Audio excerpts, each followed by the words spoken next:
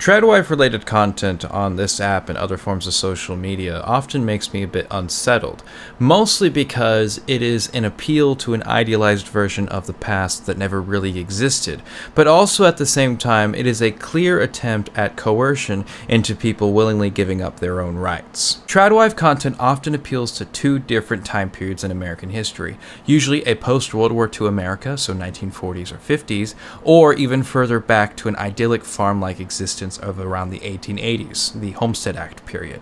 However, both of these are more so reflections of commercials and advertising, not reality. For example, in 2026, in today's America, with all of our advances in modern medicine and in workplace safety regulations, the average farm worker is still 6 times more likely to die on the job than the average American. The infant mortality rate of farm workers in the US is also twice as high as the average American, and in general, the suicide rate is also higher too. At the same time, the average life expectancy for farm workers in the US is about 20 years lower than the average American.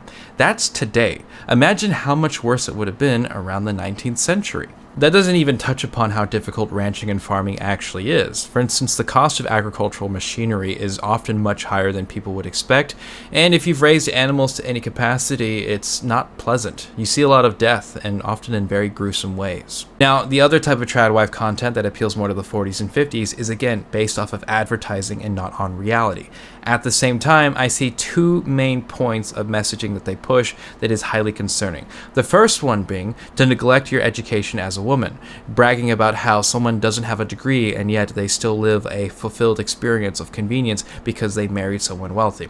The second thing is that you are to put your trust entirely into one person, which is usually signs of cult behavior, but also something that is extremely risky towards putting yourself in an abusive or neglectful situation. There's also an underlying presumption in tradwife content that the work of a mother is either something not to be taken seriously or something that does not deserve compensation for the work that it entails, regardless of how complex motherhood actually is. And that's something that I highly disagree with, because I personally believe that we need to raise maternity leave in this country to 6 months to 1 year, because it's one of the easiest ways to lower the crime rate in this country, but also because of how taxing motherhood actually is. But the main points of tradwife content, that it's okay to neglect your education and that you should place your trust firmly in one person's hands financially, is both extremely unsafe and unrealistic. It makes it incredibly easy for someone to take advantage of you.